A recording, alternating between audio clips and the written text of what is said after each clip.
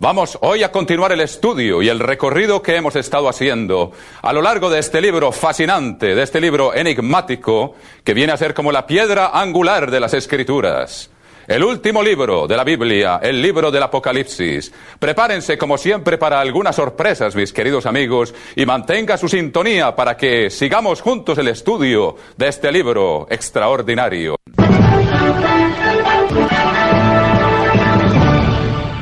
Es un gusto para mí poder continuar dirigiéndome a ustedes por medio de este programa, mis queridos amigos. Vamos hoy a continuar y vamos a ir tal vez a un ritmo más rápido que de antemano. Por eso les pido a ustedes, mis queridos amigos, que estén listos porque vamos a tomar muchas notas. Hay muchas cosas que estudiar. Estamos dejando que este libro, que es la culminación de la Biblia, pero en el cual se combinan todos los demás libros de la Biblia y el simbolismo de la Biblia, mis queridos amigos, por eso tenemos que verificar muchos de esos simbolismos, dejando que la misma Biblia sea nuestra guía.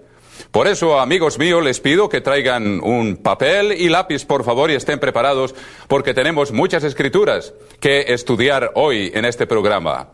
Ustedes me perdonarán si a veces he repetido muchas cosas de las cuales he tratado de explicar en este programa, pero a veces pienso en las personas que por primera vez están sintonizando el programa y quisiera ponerlas un poco en el contexto. O sea que les pido paciencia a los que tal vez han sido muy asiduos, por aquellos que apenas por primera vez tal vez comienzan a escuchar y a veces repetimos ciertas cosas, pero de todos modos tenemos que continuar. Tenemos que continuar, mis queridos amigos, entonces los invito, por favor, que traigan sus Biblias, que las preparen y abran sus Biblias, por favor, en el capítulo 10 del libro del Apocalipsis, donde vamos a continuar el estudio que hemos iniciado. Una vez más, capítulo 10 del libro del Apocalipsis. Estén listos, mis queridos amigos, tengan papel y lápiz a mano porque hay muchas escrituras que tenemos que explorar en el día de hoy, porque como les dije, aquí se conjuga toda la Biblia. Es como la piedra angular donde está toda la base de una pirámide que viene a conjugarse en este libro y surgen todos los simbolismos que están escritos a lo largo y ancho de la Biblia. El libro del Apocalipsis nos muestra que la Biblia es un todo, que no puede desecharse nada, mis queridos amigos. Es muy interesante, sobre eso estudiaremos también otros temas que van a surgir a medida que avancemos en estas emisiones. Pues bien, amigos, habíamos estudiado la vez pasada el capítulo 10 del libro del Apocalipsis y habíamos llegado hasta el libro, hasta el versículo 7 del capítulo 10. Capítulo 10 del libro del Apocalipsis, habíamos llegado hasta el versículo 7 donde dice que si no, en los días de la voz del séptimo ángel, estamos hablando de 7 ángeles que tienen 7 trompetas que se dispusieron a tocarlas.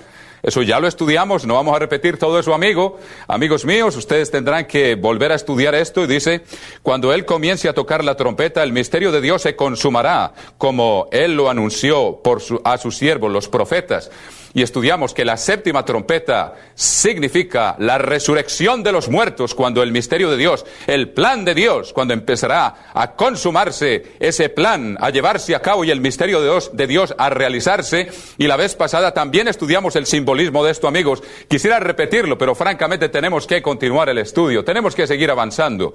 O sea, amigos míos, que tal vez los que no han escuchado esto puedan solicitar cassettes anteriores de esta serie que hemos estado haciendo para que puedan seguir el hilo de la historia.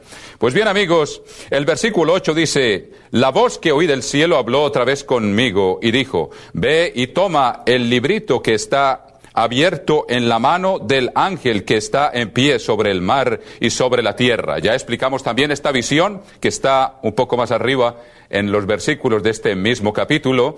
Entonces se le ordena que vaya y tome el librito de la mano de este ángel que tiene un librito en la mano, y estudiamos también esto, y luego dice, y fui al ángel diciéndole que me diese el librito, y él me dijo, toma y cómelo, y te amargará el vientre, pero en tu boca será dulce como la miel. Ahora bien, estudiamos también, y vamos a repetir esto, amigos míos, para los que apenas están escuchando esto por primera vez, que en el libro de Ezequiel tenemos, como siempre, una ampliación de este concepto. La Biblia, como siempre, amigos míos, se va completando un poquito aquí y un poquito allá y nos va pintando un cuadro general, en el cual, amigos, tenemos entonces que respetar el simbolismo que este libro nos da. Vayan ustedes, por favor, al libro de Ezequiel. El libro de Ezequiel, apúntenlo, amigos míos, si no tienen tiempo de buscar estas escrituras. En el capítulo 2 vamos a ver algo muy semejante a lo que aquí el apóstol Juan viene le ocurre al apóstol Juan, que está escribiendo el libro del Apocalipsis, que está redactando este libro para nosotros. Y vemos entonces, como les digo, como aquí vienen a conjugarse todos estos simbolismos. Es maravilloso ver esto en la Biblia. En el capítulo 2 del libro de Ezequiel, Ezequiel capítulo 2, amigos míos, por favor, busquen esto o apúntenlo y verán ustedes entonces cómo aquí se nos amplía ese concepto. Capítulo 2 del libro de Ezequiel, versículo 8, dice Ezequiel: y miré, y he aquí una mano extendida hacia mí, y en ella había un rollo de libro. Habíamos estudiado que el Apocalipsis también se presenta a nosotros como un rollo del libro, y lo vamos a ver a continuación. Y lo extendió delante de mí, y estaba escrito por delante y por detrás, y había escritas en él endechas y lamentaciones y ayes. O sea que esto ya es un simbolismo desde aquel entonces, desde la época de Ezequiel, de lo que habría de ser el libro del Apocalipsis, mis queridos amigos.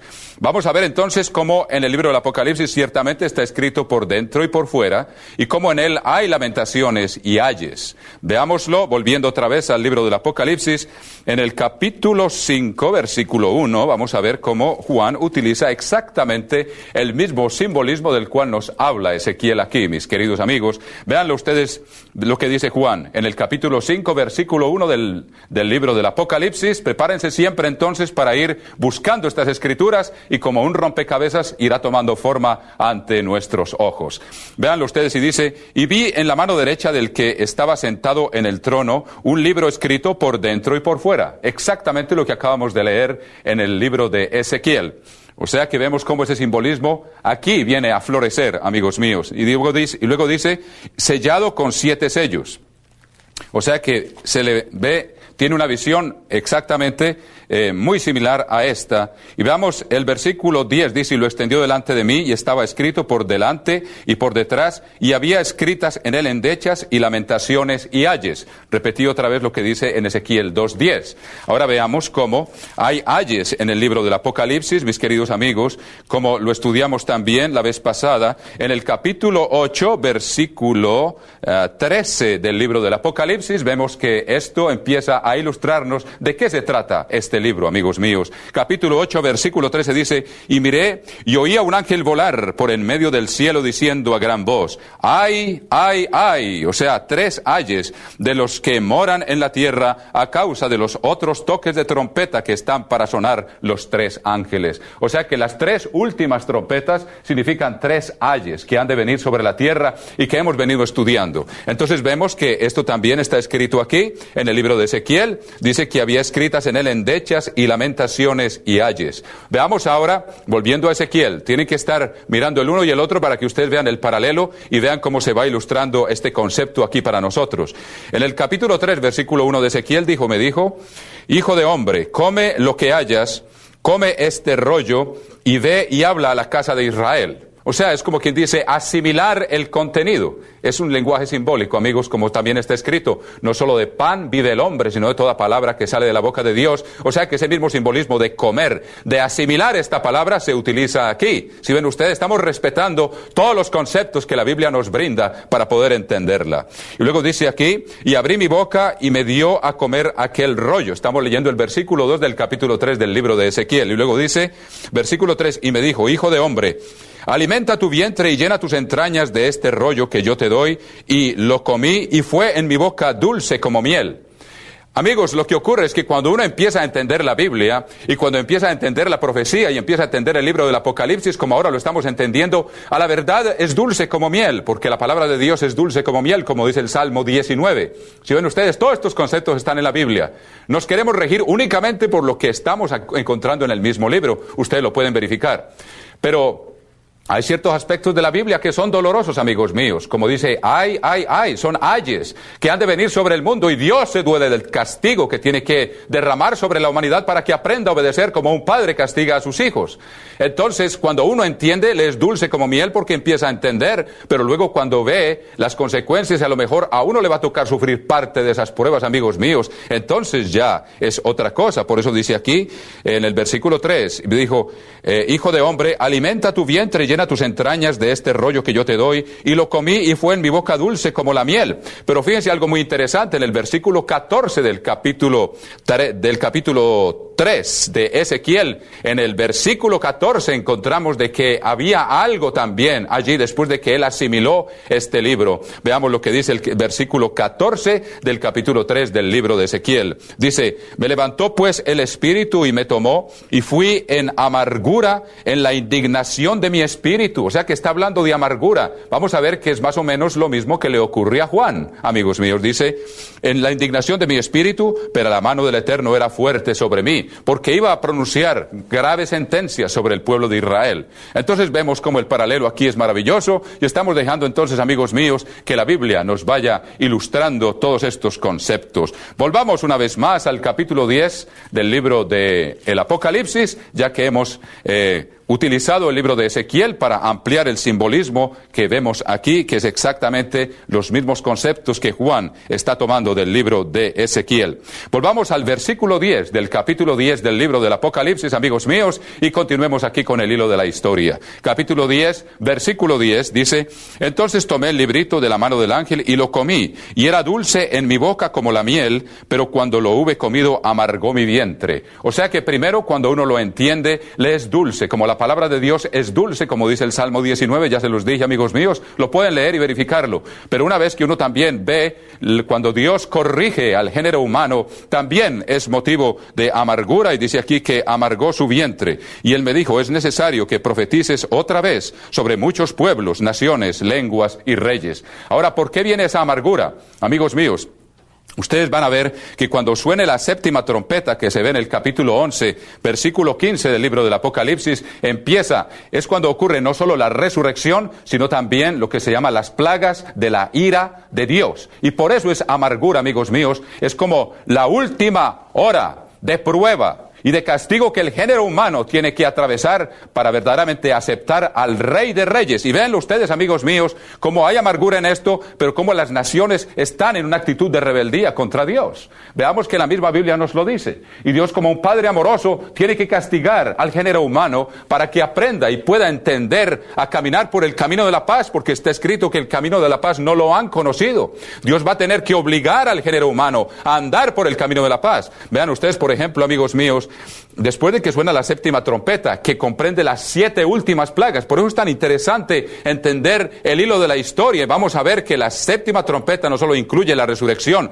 el retorno de Cristo, la resurrección, sino también las 7 últimas plagas, antes de que Jesucristo verdaderamente empiece a reinar directamente sobre el género humano. Véanlo ustedes, por ejemplo, en el capítulo 11, versículo 15, estamos tratando de poner esto en contexto. ¿Por qué esa amargura de la cual habla el apóstol Juan?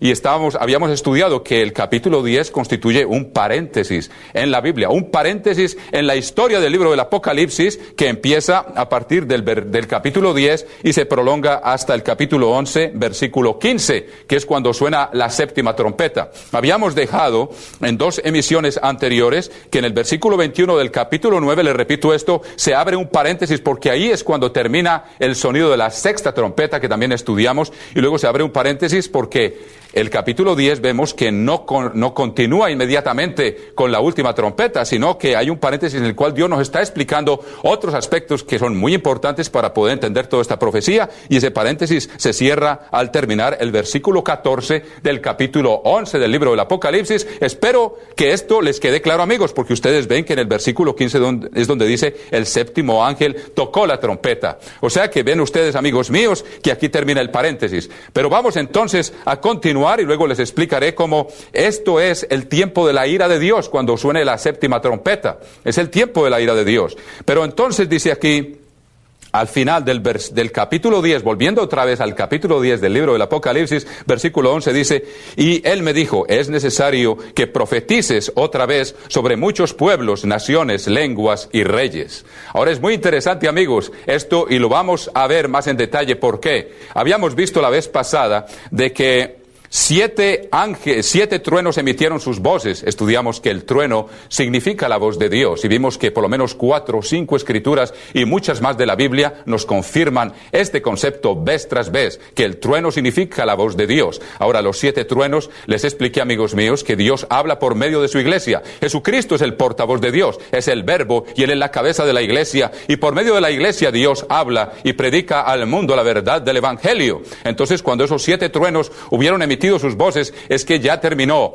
la obra de las 7 eras de la iglesia que les expliqué, que están en los capítulos 2 y 3 del libro del Apocalipsis. Cuando terminen esas eras de proclamar los mensajes que tienen que proclamar y que estudiamos aquí en el capítulo 10 del libro del Apocalipsis, aún es necesario que se lleve a cabo un aspecto más de la obra de Dios antes de que llegue el fin, y vamos a ver que es la comisión de los 2 testigos.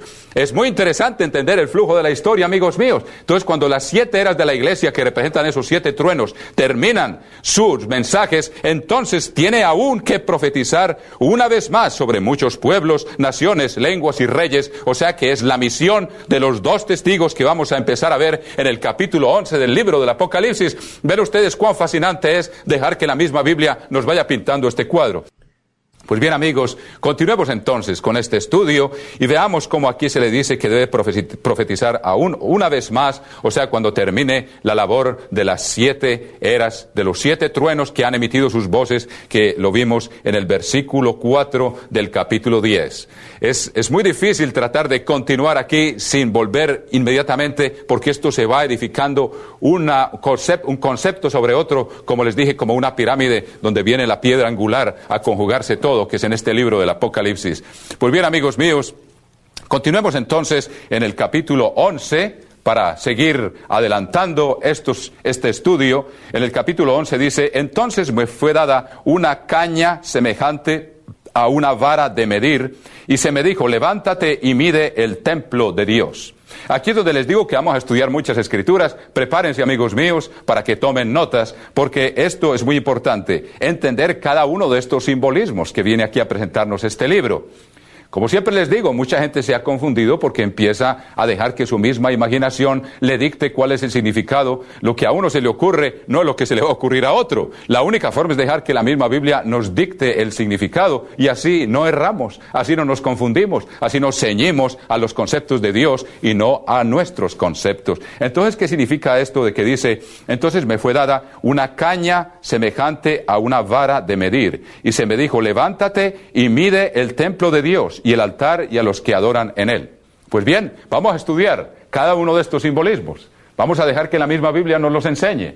Si no vamos demasiado rápido, amigos, por lo menos vamos construyendo sobre base sólida si dejamos que Dios mismo nos instruya en lo que esto quiere decir. Entonces, el que representa a Dios aquí dice que le fue dada una caña semejante a una vara de medir, y se le dijo: levántate y mide el templo de Dios. ¿Qué significa eso de una vara de medir? Dejemos que la misma Biblia nos lo explique, amigos míos. Es un poquito aquí y un poquito allá. Vean ustedes la explicación de esto, por asombroso que les parezca, está en el libro de Habacuc, uno de los profetas menores. El libro de Habacuc, búsquenlo ustedes, amigos míos, está antes de los evangelios, entre los que llaman los 12 profetas menores, está Habacuc, y vean ustedes, está entre Nahum, que ya estudiamos en una misión pasada, y Sofonías. Entonces tenemos aquí el profeta Habacuc, apúntenlo si no lo logran encontrar, y vean ustedes el capítulo 3 de ese libro. El capítulo 3 nos va a explicar cuál es el significado de esa vara de medir. Veámoslo aquí explicado por la misma Biblia, no por nuestra propia imaginación. En el capítulo 3, versículo 3, vemos que se refiere aquí a Dios, o sea, a Jesucristo cuando regresa. Dice: Dios vendrá de Temán, y el santo desde el monte de Parán. Ahora, véanlo ustedes el versículo 6, y ahí está la explicación. En el versículo 6 del libro de Habacuc, véanlo ustedes, amigos míos, y dejemos que la misma Biblia nos instruya. En el versículo 6 dice: se levantó y midió la tierra. Midió la tierra, o sea que Dios va a medir la tierra. Vamos a ver lo que eso significa. Dice: miré e hizo temblar las gentes, o hizo temblar a los pueblos. O sea que Dios viene con una vara de corrección. Eso es lo que significa medir. Dios viene a corregir a los pueblos y a enseñarles su camino. Y luego, ¿qué es lo que dice? Los montes antiguos. Hemos estudiado muchas veces, no tengo tiempo de explicar cada simbolismo, que ya hemos explicado sobradamente en otras emisiones, que monte en la Biblia significa reino. Entonces dice aquí: los montes antiguos fueron desmenuzados. O sea que muchos reinos Dios los va a tener que destruir para volverlos a edificar sobre el fundamento de su ley, sobre el fundamento de su verdad, amigos míos. Y luego dice: los collados antiguos, que son reinos menores, los collados son de menos elevación que los montes, dice, se humillaron. Sus caminos son eternos. O sea que Dios, con esa vara de medir, ¿qué es lo que está haciendo? Está corrigiendo a las naciones. las está haciendo temblar. Ahora bien, si volvemos al capítulo 11 del libro del Apocalipsis, vamos a ver que esa medida ahora todavía no se aplica a las naciones, sino a la iglesia, al templo de Dios. Y lo vamos a estudiar, amigos míos, dejando que la Biblia nos enseñe cada uno de estos simbolismos y ustedes ante sus propios ojos lo van a verificar.